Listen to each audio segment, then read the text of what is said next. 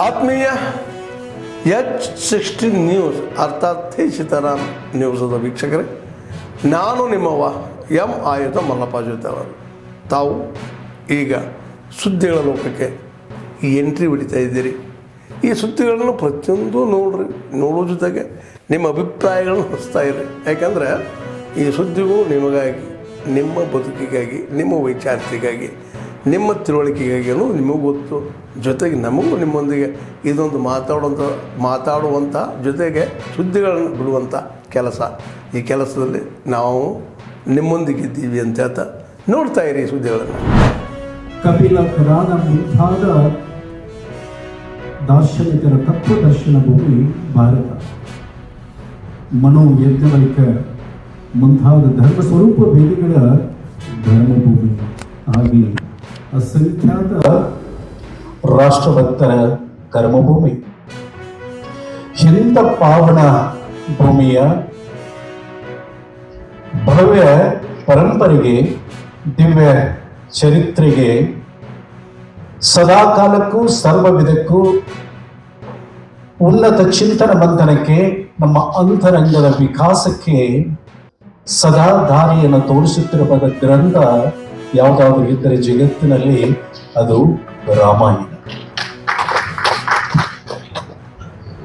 ಕಳೆದ 7,000 ವರ್ಷಗಳಿಂದ ಇಡೀ ಮನುಕುಲಕ್ಕೆ ಮಾರ್ಗದರ್ಶನವನ್ನು ಮಾಡಿದಂಥ, ಸಾರ್ಥಕ ಬದುಕಿನ ಸೂತ್ರಗಳನ್ನು ಸಾರಿದಂಥ, ಜೀವನದ ಮೌಲ್ಯಗಳನ್ನು, ಜೀವನದ ಆದರ್ಶಗಳನ್ನು ಪ್ರತಿಪಾದನೆ ಮಾಡಿದಂಥ ಗ್ರಂಥ ರಾಮಾಯಣ. ಇನ್ನು ಶ್ರೀರಾಮ ನಮ್ಮ ರಾಷ್ಟ್ರದ ಅಸ್ಮಿತೆ, ನಮ್ಮ ಆತ್ಮ, ನಮ್ಮ ಸ್ಫೂರ್ತಿ, ನಮ್ಮ ಸಂಸ್ಕೃತಿಯ ಪ್ರತೀಕ.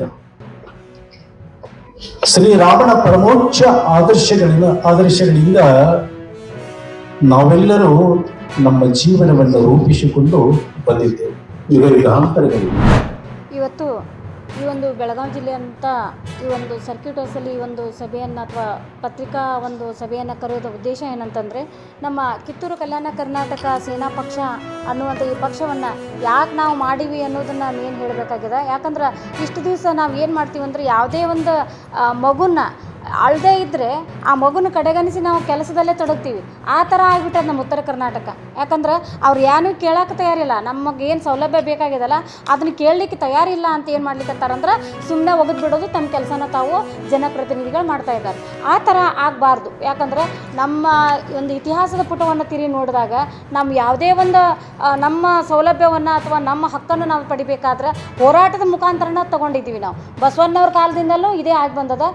ಈಗಲೂ ಕೂಡ ನಾವು ಹೋರಾಟ ಮುಖಾಂತರ ತಗೊಳ್ಳೇಬೇಕು. ಅದು ಹೋರಾಟದ ಮುಖಾಂತರ ನಮಗೆ ದೊರದೇ ಹೋದರೆ ಇದಕ್ಕೆ ಪ್ರತ್ಯೇಕ ರಾಜ್ಯ ಮಾಡೋಕ್ಕೂ ಕೂಡ ನಾವು ರೆಡಿಯಾಗೀವಿ. ಆದ್ರೆ ಜನರಿಗೆ ಏನು ಹೇಳಬೇಕಾಗಿದೆ ಅಂದ್ರೆ, ಉತ್ತರ ಕರ್ನಾಟಕದಾಗ ಈಗ ಶಾಲಾ ಕಾಲೇಜನ್ನು ತೊಗೊಂಡ್ರೆ ದಕ್ಷಿಣ ಕರ್ನಾಟಕದವ್ರಿಗೆ ಯಾಕೆ ಅಷ್ಟು ಬೆಲೆಯನ್ನು ಕೊಟ್ಟಾರ, ನಮ್ಮ ಉತ್ತರ ಕರ್ನಾಟಕವನ್ನು ಯಾಕೆ ಕಡೆಗಣಿಸಾರ ಅಂತಂದ್ರೆ, ಅದರ ಒಂದು ನಾವು ಹೆಚ್ಚು ಕಡಿಮೆ ಅನ್ನುವಂಥ ಒಂದು ಸರಾಸರಿ ಪ್ರಮಾಣವನ್ನು ಜನರ ಎದುರಿಗೆ ತೊಗೊಂಡು ಹೋಗಿ ನಾವು ಅಲ್ಲಿ ಲೆಕ್ಕಕ್ಕೆ ನಿಂತಾಗ ಮಾತ್ರ ಜನರಿಗೆ ಅನ್ವಯ ಆದಾಗ ಜನರಿಗೆ ತಿಳಿತದ ನಮ್ಮ ಉತ್ತರ ಕರ್ನಾಟಕವನ್ನು ಕಡೆಗಣಿಸಾರ. ಅದಕ್ಕೆ ನಮ್ಮ ಉತ್ತರ ಕರ್ನಾಟಕವನ್ನು ಹೋರಾಟ ಮಾಡಿದಾಗ ಆ ಉತ್ತರ ಕರ್ನಾಟಕದ ಅಭಿವೃದ್ಧಿ ಮಾಡೋಕೆ ಈ ಥರ ಪಕ್ಷ ಬಂದೈತಂದಾಗ ಆ ಪಕ್ಷಕ್ಕೆ ನಾವು ಓಟನ್ನು ಹಾಕಿ ಯಾಕೆ ತರಬಾರ್ದು ಅನ್ನುವಂಥ ನಿಟ್ಟಿನೊಳಗಡೆ ಜನರನ್ನು ಯಾವ ರೀತಿ ನಾವು ಗಮನ ಸೆಳೆದ ಜನರನ್ನವನ್ನು ಅವ್ರ ತಲೆಯಲ್ಲಿ ಈ ಒಂದು ವಿಷಯವನ್ನು ಮೂಡಿಸಿ ಆ ಒಂದು ಈ ಪಕ್ಷಕ್ಕೆ ಅವರು ಒಳ್ಳೆಯ ಒಂದು ನಮ್ಮ ಯಾರೇ ಕಾಂಟ್ರಾಕ್ಟರ್ಗೆ ಪರ್ಸನಲಿ ಮಾತಾಡ್ರಿ, ನೀವು ಸುಸೈಡ್ ಮಾಡ್ಕೊಂಥ ಪರಿಸ್ಥಿತಿ ಬಂದದ್ದು. ಆ ರೀತಿ ಅಡ್ಮಿನಿಸ್ಟ್ರೇಷನ್ 50,000 ಕೋಟಿ ನೀವು ಗ್ಯಾರಂಟಿಗೆ ಕೊಡ್ತೀರಿ, ಕೊಟ್ಟ ಮೇಲೆ ಇನ್ನೇನು ಡೆವಲಪ್ಮೆಂಟಿಗೆ ಏನು ಉಳಿತಿದೆ ಅದನ್ನು ನೀವು ಉತ್ತರ ಕೊಡಬೇಕಲ್ಲ. ನಾವೇನು ಗ್ಯಾರಂಟಿ ವಿರೋಧ ಮಾಡ್ತೀವಿ ಅಂದ್ರೆ ನೀವು ಮಾಡಿದ್ದು ಗ್ಯಾರಂಟಿ ಡಿಕ್ಲೇರ್ ಮಾಡಿದ್ದು ನೀವು ಮುಂದುವರ್ಸ್ಕೊಂಡು ಹೆಂಗೆ ಮೊದಲ ಪ್ಲ್ಯಾನಿಂಗ್ ಮಾಡಬೇಕಾಯ್ತು. 50,000 ಕೋಟಿ ಅಲ್ಲಿ ಹೋತಂದರೆ ಈಗ ನೀವು ಆಲಮಟ್ಟಿ ಕೃಷ್ಣ ಆಲಮಟ್ಟಿದು ಅಪರ್ ಕೃಷ್ಣ ಪ್ರಾಜೆಕ್ಟ್ ಈ ಮೊನ್ನೆ ಪತ್ರಿಕೆಯಲ್ಲಿ ನೀವೇ ನೋಡಿದ್ರಿ. ಈಗ 1,00,000 ಕೋಟಿ ಮೇಲೆ ಹಣ ಬೇಕಾಗ್ತದೆ ಲ್ಯಾಂಡ್ ಎಕ್ವಿಷನ್ನು.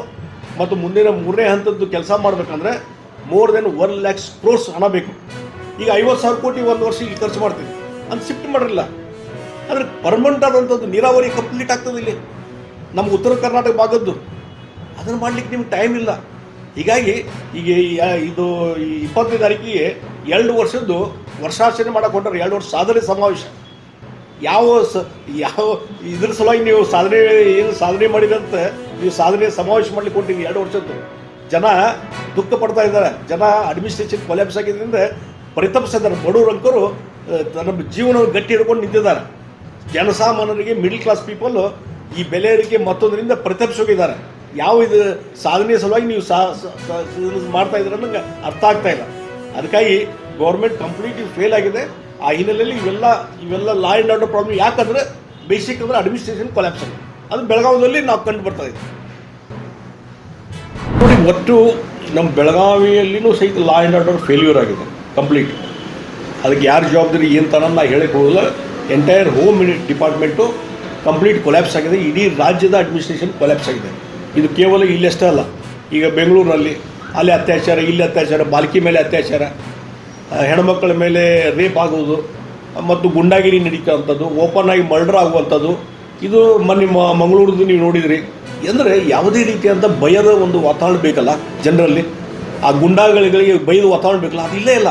ಯಾಕಂದರೆ ಅಡ್ಮಿನಿಸ್ಟ್ರೇಷನ್ ಡೀಲ್ ಆಗಿದೆ, ಅಡ್ಮಿನಿಸ್ಟ್ರೇಷನ್ ಕೊಲ್ಯಾಪ್ಸ್ ಆಗಿದೆ. ಸಿದ್ದರಾಮಯ್ಯನವ್ರದ್ದು ಕೇವಲ ಅವರು ಅಧಿಕಾರವನ್ನು ಎಂಜಾಯ್ ಮಾಡ್ತಾಯಿದ್ದಾರೆ. ಡಿ.ಕೆ. ಶಿವಕುಮಾರ್ ಏನು ಮಾಡ್ತಾ ಇದ್ದಾರೆ, ಆದಷ್ಟು ಬೇಗನೆ ನಾನು ಮುಖ್ಯಮಂತ್ರಿ ಆಗಬೇಕಂತೇಳಿ ಅವ್ರು ಪ್ರಯತ್ನ ಮಾಡ್ತಾಯಿದ್ದಾರೆ. ಈ ಗೊಂದಲ ಇದೆಯಲ್ಲ, ಇದರಿಂದ ಮತ್ತು ಕರಪ್ಷನ್ನು ರ್ಯಾಂಪಟ್ ಆಗಿದೆ, ಸಿಕ್ಕಾಪಟ್ಟೆ ಕರಪ್ಷನ್ ಆಗಿದೆ.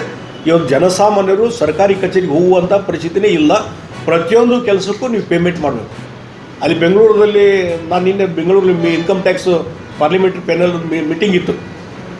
ಆ ಮೀಟಿಂಗಲ್ಲಿ ಹೋದಾಗ ಅಲ್ಲೆಲ್ಲ ಕೆಲವರು ಸಿಕ್ಕಿದ್ರು ನಂಗೆ. ಅವರು ಹೇಳೋದ ಪ್ರಕಾರ ಅಲ್ಲಿ ಬೆಂಗಳೂರಲ್ಲಂತೂ ಕರಪ್ಷನ್ ರ್ಯಾಂಪಟ್ ಆಗಿದೆ. ಯಾವುದೋ ಒಂದು ನೀವು ಅಲ್ಲಿ ಬೆಂಗಳೂರು BDA ಕಡೆ ಹೋಗಿ ಕಾರ್ಪೊರೇಷನ್ ಕಡೆ ಒಂದು ಬಿಲ್ಡಿಂಗ್ ಪರ್ಮಿಷನ್ನು, ಒಂದು CC ಮತ್ತೊಂದು ಏನೋ ಬೇಕಂತಂದ್ರೆ ಹೋದರೂ ಅದಕ್ಕೆ ಇಷ್ಟು ಹಣ ಫಿಕ್ಸ್ ಆಗಿಬಿಟ್ಟೈತಿ. ಆದ್ಮೇಲೆ ಎಲ್ಲ ಸುದ್ದಿಗಳನ್ನು ನೋಡಿದ್ರಲ್ಲ, ಏನು ಅನಿಸ್ತು ನಿಮಗೆ? ಇದರಲ್ಲೇ ನಿಮ್ಗೆ ಲೈಕ್ ಆಗಿರ್ಬೋದು, ಡಿಸ್ಲೈಕು ಆಗಿರ್ಬೋದು, ಕಾಮೆಂಟ್ ಬೇಡಪ್ಪ ಅಂತೂ ಅನಿಸಿರ್ಬೋದು, ಕಾಮೆಂಟ್ ಮಾಡಬೇಕಪ್ಪ ಅನಿಸಿರ್ಬೋದು, ಶೇರ್ ಮಾಡಬಾರ್ದಪ್ಪ ಅನಿಸಿರ್ಬೋದು, ಅದು ಮಾಡಬೇಕು ಅನಿಸಿರ್ಬೋದು. ಏನಾದರೂ ಆಗಲಿ ಶೇರ್ ಮಾಡ್ತಾಯಿರಿ, ಈ ನ್ಯೂಸ್ಗಳನ್ನ ಹಂಚ್ತಾಯಿರಿ, ಜೊತೆಗೆ ಇದಕ್ಕೆ ಸಬ್ಸ್ಕ್ರೈಬ್ ಆಗ್ತಾಯಿರಿ ಅಂತ ಹೇಳ್ತಾ H16 ನ್ಯೂಸ್ ಅರ್ಥಾತ್ ಹೇ ಸೀತಾರಾಮ್, ಇದು ಸತ್ಯದ ಕೈಗೆ ನಡಿ. ವಂದನೆಗಳು.